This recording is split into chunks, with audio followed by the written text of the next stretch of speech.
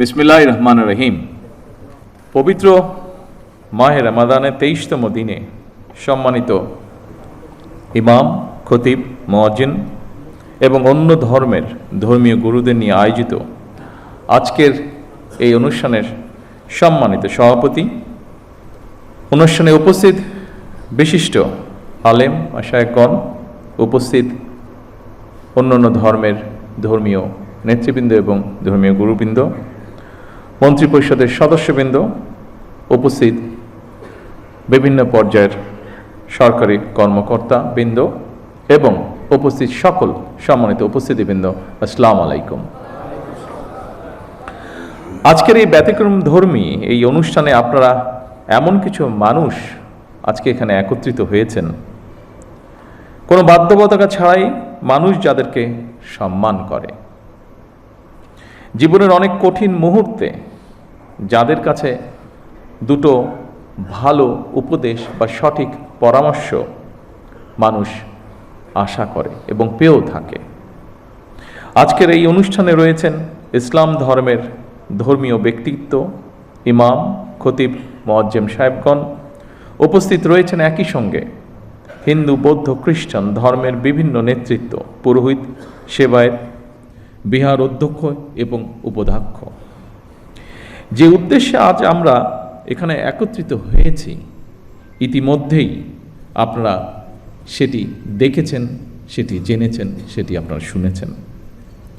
সমাজের বিভিন্ন শ্রেণী পেশার মানুষ যারা অর্থনৈতিকভাবে হয়তো বা অনেক ক্ষেত্রে পিছিয়ে রয়েছেন, তাদের জন্য একটি সম্মানী বা আর্থিক সহায়তা কিংবা কর্মসংস্থান সৃষ্টির মাধ্যমে আর্থিক বৈষম্য দূর করে আমরা সবাই মিলে একটু শান্তিতে, একটু ভালোভাবে থাকব।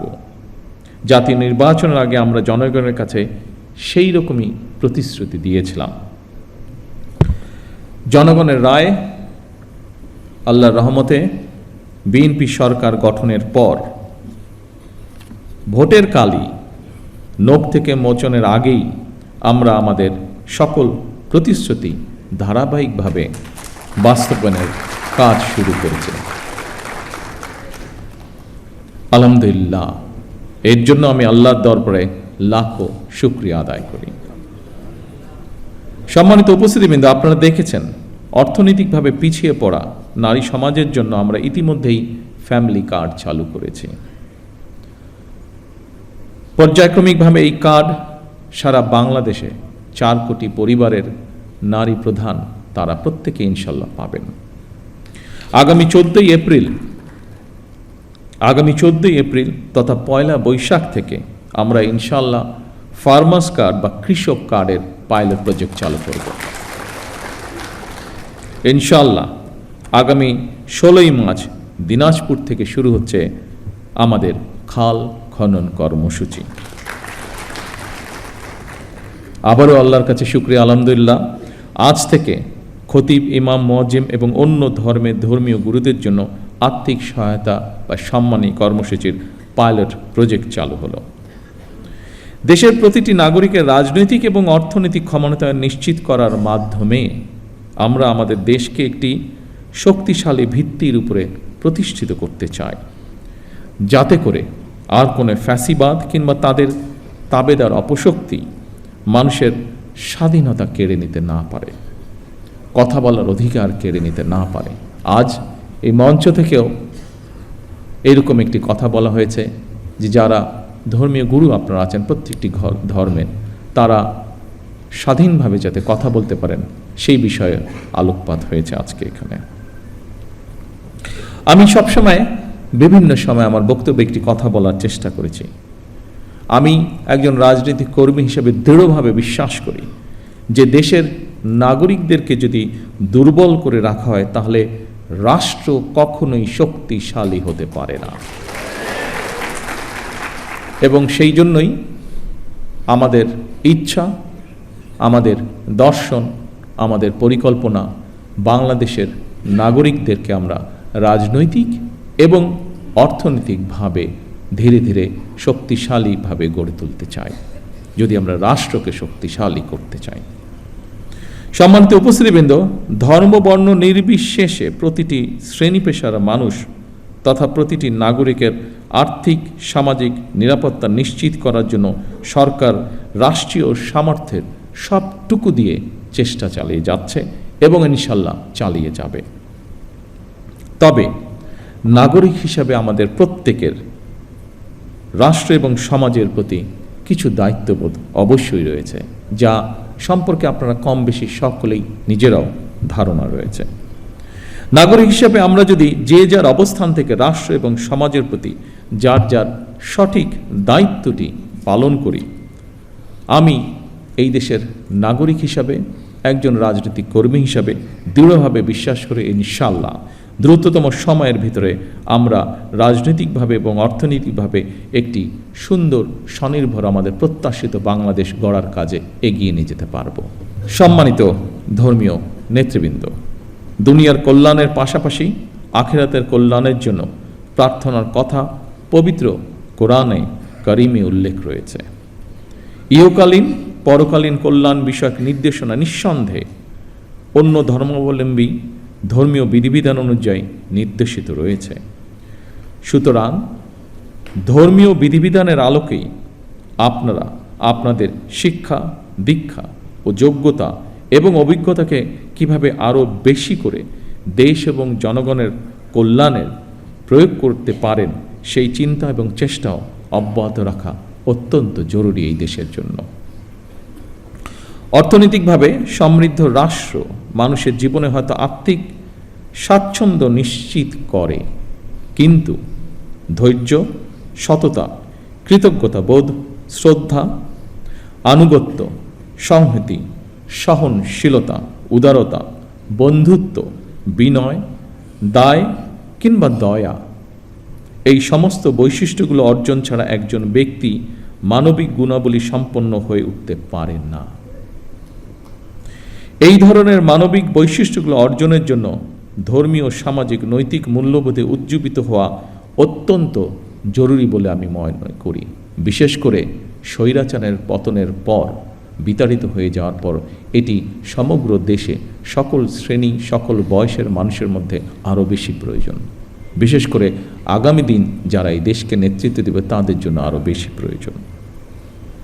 এই ধরনের মানবিক বৈশিষ্ট্যগুলো অর্জনের জন্য ধর্মীয়, রাজনৈতিক, সামাজিক, নৈতিক মূল্যবোধে উজ্জীবিত হওয়া অত্যন্ত জরুরি। রাষ্ট্র, সমাজ এবং প্রতিবেশ থেকে অর্জিত আচরণ থেকেই মানুষ তার শুদ্ধ জীবন এবং সুস্থ চিন্তার মানসিক নির্দেশনা পায়। পবিত্র হাদিসে বলা হয়েছে, যার আমানতদারি নেই, যার কাছে নিরাপত্তা নেই, সে প্রকৃত ঈমানদার নয়। যার ওয়াদা ঠিক নেই, তার কোনো ধর্মও নেই। প্রতিহিংসা এবং সহিংসতা মুক্ত একটি নিরাপদ সমাজ বিনির্মাণের ক্ষেত্রে ধর্মের এই উদার নৈতিক শিক্ষণীয় বিষয়গুলো অতুলনীয়। আমার বিশ্বাস, একটি নৈতিক সমৃদ্ধ মানব সমাজ গঠনের জন্য প্রতিটি ধর্মেই এ ধরনের ইতিবাচক বার্তা রয়েছে। সেজন্যই সম্মানিত উপস্থিতিবৃন্দ, সকল ধর্মের সম্মানিত নেতৃবৃন্দ, গুরুবৃন্দ, একটি ধর্মীয়, সামাজিক, নৈতিক মূল্যবোধে সমৃদ্ধ মানবিক মানসিকতা তৈরির ক্ষেত্রে আপনাদের মতন ধর্মীয় জ্ঞানসম্পন্ন মানুষদের ভূমিকা অত্যন্ত গুরুত্বপূর্ণ। সম্মানিত ধর্মীয় নেতৃবৃন্দ, দেশে প্রায় 3.5 লক্ষ বা তার কিছু বেশি মসজিদ রয়েছে। এর বাইরে অন্যান্য ধর্মের ধর্মীয় প্রতিষ্ঠানগুলোও রয়েছে। আমরা সারা দেশে মসজিদ এবং এই ধর্মীয় প্রতিষ্ঠানগুলোর ধর্মীয়, সামাজিক এবং নৈতিক শিক্ষা কার্যক্রমের কেন্দ্রবিন্দুতে পরিণত করতে চাই। স্বাধীনতার ঘোষক শহীদ রাষ্ট্রপতি জিয়াউর রহমান সরকারের সময় দেশে প্রথমবারের মতন ইমাম প্রশিক্ষণ একাডেমি চালু হয়েছিল 1993 সালে, যা এখানে আমাদের আজকের একজন আলোচক উল্লেখ করে গিয়েছেন। 1993 সালে বেগম খালেদা জিয়া সরকারের সময় মসজিদ ভিত্তিক শিশু এবং গণশিক্ষা কার্যক্রম চালু হয়েছিল। বর্তমান সরকারও ইমাম মুয়াজ্জিম সাহেবদের জন্য একটি সহ অন্যান্য ধর্মীয় ধর্মগুরুদের জন্য একটি নির্দিষ্ট হারে সম্মানী ভাতা প্রদানের পাশাপাশি আপনাদেরকে আরও যোগ্যতরভাবে নেতৃত্ব দেওয়ার জন্য আরও কীভাবে রাষ্ট্রীয় উন্নয়নে আপনাদের প্রতিভাকে ব্যবহার করা যায় সেই পরিকল্পনাও গ্রহণ করার কাজে হাত দিয়েছে। বিভিন্ন সম্প্রদায়ের, বিভিন্ন ধর্মীয় সম্প্রদায়ের সম্মানিত নেতৃবৃন্দ, খতিব ইমাম মুয়াজ্জিমদের সম্মানী ভাতা দেওয়ার যে কর্মসূচি বর্তমান সরকার, আপনাদের সরকার চালু করেছে, এই কর্মসূচির অধীনে প্রথম পর্যায়ে পাইলটিং স্কিমের আওতায় মোট 4,908টি মসজিদ, 990টি মন্দির এবং 144টি বৌদ্ধ বিহারে মোট 16 জন 992 জন এই মাসিক সম্মানী পাওয়া শুরু করেছেন আজ থেকে। পর্যায়ক্রমিকভাবে ইনশাল্লাহ সবাইকে এই কর্মসূচির আওতায় অন্তর্ভুক্ত করা হবে। বিভিন্ন শ্রেণী পেশার মানুষের জন্য সরকারের এইসব অর্থনৈতিক কর্মসূচি উদ্যোগের মূল উদ্দেশ্য হচ্ছে, যা আমি আগেই উল্লেখ করেছি, নাগরিকদেরকে অর্থনৈতিকভাবে স্বাবলম্বী করে গড়ে তোলা।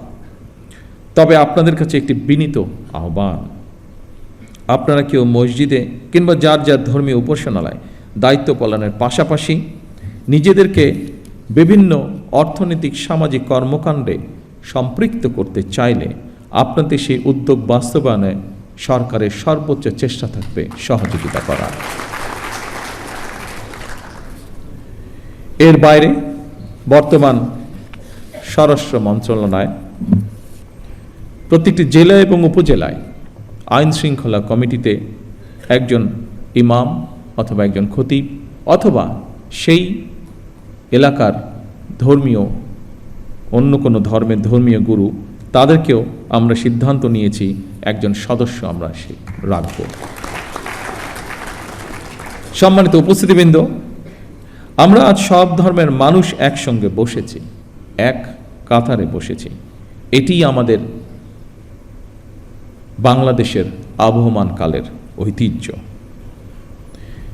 কেউ যেন আমাদের মধ্যে বিভেদ সৃষ্টি করতে না পারে। মুসলমান, হিন্দু, বৌদ্ধ, খ্রিস্টান, আমরা সবাই মিলে ইনশাল্লাহ একটি শান্তিময়, শান্তিপূর্ণ বাংলাদেশ গড়ে তুলব একসাথে। সকলের জন্য আমরা গড়ে তুলব একটি নিরাপদ রাষ্ট্র, একটি নিরাপদ সমাজ, যা প্রতিটি শ্রেণী পেশার মানুষের কাম্য। আমার বক্তব্য শেষ করার পূর্বে আমি আজকের এই দিনটিকে, আজকের আমাদের দলীয় ইশতেহারের এই কার্যক্রমটিকে সফল করার জন্য বিভিন্ন মন্ত্রণালয় সহ, বিভিন্ন মন্ত্রণালয়ের কর্মকর্তা সহ বিভিন্ন ডিপার্টমেন্টের যে সকল ব্যক্তি অক্লান্ত পরিশ্রম করেছেন, যাদের সহযোগিতায় বর্তমান সরকারের নির্বাচনে এই ম্যানিফেস্টোটি আলোর মুখ দেখতে পেয়েছে, কাজ শুরু করছে, তাদের সকলকে আমি জানাই আন্তরিক শুভেচ্ছা, তাদের সকলকে আমি জানাই আন্তরিক ধন্যবাদ। পরিশেষে আসুন আবারও আমরা আজকের এই অনুষ্ঠানের মাধ্যমে শপথ গ্রহণ করি, আমাদের এই প্রিয় বাংলাদেশকে আমরা একটি এমন দেশ হিসেবে গড়ে তুলব যেখানে আমরা সকলে, প্রতিটি ধর্মের মানুষ, প্রতিটি শ্রেণী পেশার মানুষ, আমরা শান্তিতে বসবাস করতে পারি। সকলকে একসাথে নিয়ে আমরা যাতে দেশকে গড়ে তুলতে পারি, এই হোক আমাদের শপথ, এই হোক আমাদের প্রত্যাশা। সকলে ইনশাল্লাহ ভালো থাকবেন, সকলে ইনশাল্লাহ সুস্থ থাকবেন। আল্লাহ হাফেজ। বাংলাদেশ জিন্দাবাদ।